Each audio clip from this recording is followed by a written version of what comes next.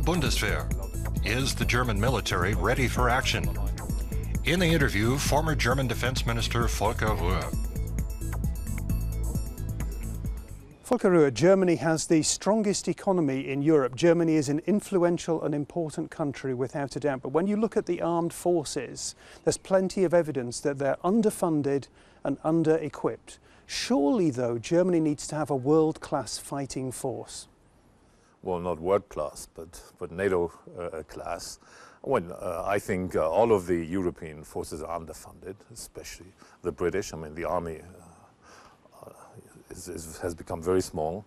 French is underfunded, spend a lot of money in the nuclear field. So this is the reason we have 28 armies, 27 navies, 24 air forces. A whole lot of money is also wasted.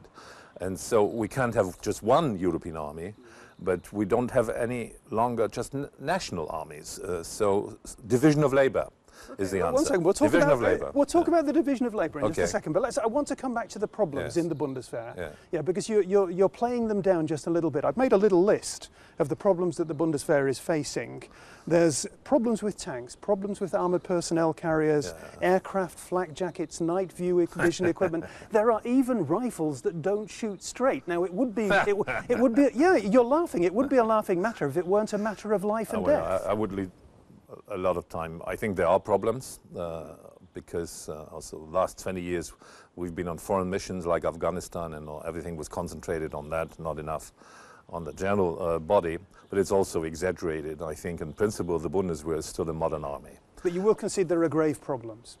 It's a modern army. There are problems and they will be solved. You have problems in the other armies also. What I would not agree with is that the German army is the only army in Europe with problems. It's still a modern army and still one of the best armies in NATO. Okay. Breaking a lance for the Bundeswehr there. But, yeah, I believe in that. I mean, the backdrop to all this is the tensions we are seeing at the moment in eastern Ukraine, the tensions escalating, fighting there. People are very worried about the sense that there's a new Cold War. You know Russia, you know Vladimir Putin. What has gone wrong? Well, first of all, things in Russia have gone wrong. I mean, this Putin is no Stalin, but he's also no Yeltsin. You know, this Yeltsin has democratized Russia, and Putin has become more and more authoritarian. You know this.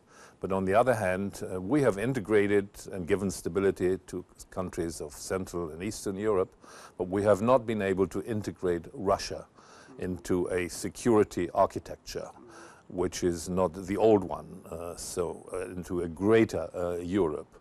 And once, I hope, the fighting in eastern Ukraine comes under control, we have to work on this, because you cannot integrate everybody in Europe and all of the countries into NATO and EU with the exception of Russia. You know, then you will always have a problem. And on the other hand, the only way for Russia to become a modern, successful state in the 21st century, economically, also politically, is by cooperating with Western Europe. Does Russia pose a military threat to the West? Of course, we cannot tolerate what has happened when you change borders by force. Of course, they are a threat. But I believe very strongly that Putin knows the difference between NATO territory and non-NATO territory. So I would also object to those that give you the impression as if what has happened in Crimea, which is bad enough, and what's still happening in eastern Ukraine, which cannot be tolerated, could happen in Poland or in the Baltic states. I was going to say, not the case. Well, not too long ago, there was the German media ran a quote from Vladimir Putin that he was reported to have made, a statement that he was reported to have made in a conversation with the Ukrainian leader Petro Poroshenko. And it was the following: if I wanted, Russian troops could be not only in Kiev, but also Riga, Vilnius, Tallinn, Warsaw and Bucharest in 2 days. Surely that sends a shiver down your spine. No, I don't listen to everything German media report.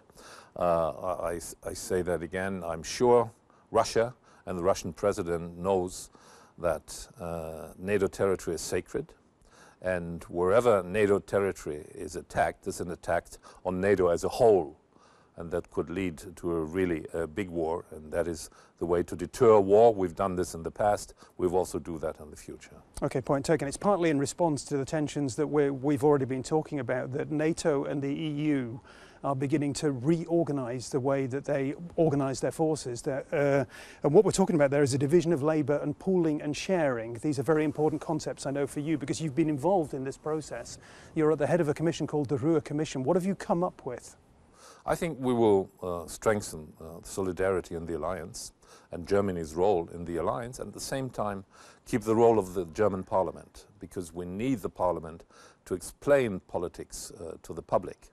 And it was the German government that twice left AWACS in the past, and hopefully after this report will never leave it in the future, because... But at least on the Libya mission they did so with the backing of the German people, as far as we could tell. I don't know about the backing of the German people. I mean, the government did it, and the parliament had no chance legally to change that. So what we're talking about is Germany, the German army, has capabilities that we called composite military capabilities with a European perspective. All of that, there has to be assured availability when it is necessary. And so from the very beginning, and every year, the German government should give a report to the parliament. Look, these are not national capabilities, but composite military capabilities with a European perspective that need political protection. And if that is done, I'm sure German government and German parliament will always understand that once they agree to a mission, that these capabilities, which are not purely national, will be made available.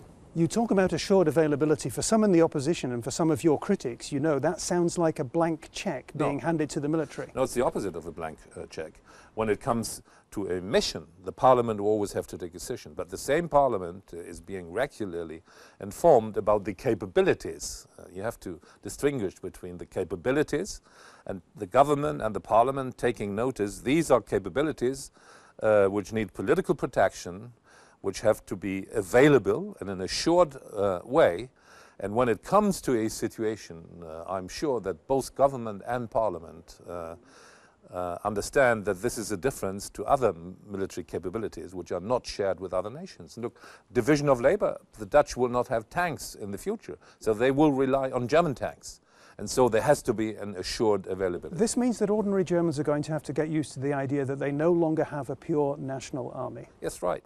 And even the government, ministers of the government haven't understood it so far. Members of parliament, not just the ordinary Germans. That's your job. You're going to have to explain it to them. We will not have just one army in Europe because there's no European state. But we won't just have national armies, but we have national armies with European capabilities, shared capabilities, composite capabilities, which need a special protection. And if that is done, we strengthen the alliance, we strengthen the solidarity, and Germany will not be the problem of the past. And it will also enable others to go more along this way of division of labor. Okay, that was the work of the Rühe Commission, and I can sense you're very passionate about it. I'd like to move on to a slightly different matter. What backing does the Bundeswehr have from the German people? There is a sense that German men and women in uniform go abroad, perhaps come back traumatized, perhaps come back wounded, and then they meet up with somebody in Germany who says, what the heck were you doing there in the first place? This is this pacifist streak in German society that is much talked about. What do you make of it? German society is not, in principle, passive. Of course, our history, I mean, makes it more difficult to send soldier into mission than maybe in other countries. But if we don't want to be a stumbling block in Europe, we have to do the same things the British, the French, and other European nations do. There's no special way for Germany, so it has to be explained. In the 90s, when the Greens and the Social Democrats were against the foreign missions, which I started in Cambodia, Somalia, Bosnia, Herzegovina, I told them it can be very immoral to send soldiers into mission. And there are examples in German history. It can be very immoral not to send soldiers into missions when you can stop the killings of people in Bosnia, Herzegovina. And this was understood by the population. So you have to explain to the public. But my sense is, but my sense is that you've got an awful lot of explaining to do, because there was a recent, there's a recent survey that came out, and you're very well aware of it, from the US Pew Research Center. That said that almost 60% of Germans that say that in a military conflict between Russia and a NATO neighbour, Germany should not get involved. Well, this is You've got a lot of explaining to do. The government does not do the necessary explaining. From the top to every member of parliament has to be explained that to defend the freedom and independence of Germany, we have to defend the alliance. And this is a well-kept secret. So if there would be an attack on the alliance, German tanks would not defend Germany at the Oder, but they would defend Germany at the borders of NATO. And this is a secret in some way. The government is not talking about it, which they should, because this is why Germany survived in the past. This is why the tanks from East Berlin did not move 1 centimeter into West Berlin, because they were deterred. And we have to deter war from the borders of the alliance, also with German troops. Okay, point taken. I'm grateful that you've made the point. I would like to ask you, because you told me before the interview began that you can remember the war years as a tiny boy, and the immediate post-war period. What lesson, in a nutshell, did you take from that experience? Well, first of all, Germany never again should be an aggressor, and it has not been. But the second is, and we will never do things just on our own, because that might be the wrong path. But I've also learned my life would have been completely different if I hadn't lived here under the protection of NATO to deter the war, and finally it even made the reunification of Germany possible. So the politicians of today, have to tell people what NATO meant for us in the past and what NATO means in present times and in the future, not just for Germany, but for the alliance. Because if we allow anybody to attack the alliance, I don't see that, by the way, this would be an attack on Germany. And this has to be explained by our politicians. Volker Rühe, thank you very much indeed for talking to us today. Welcome.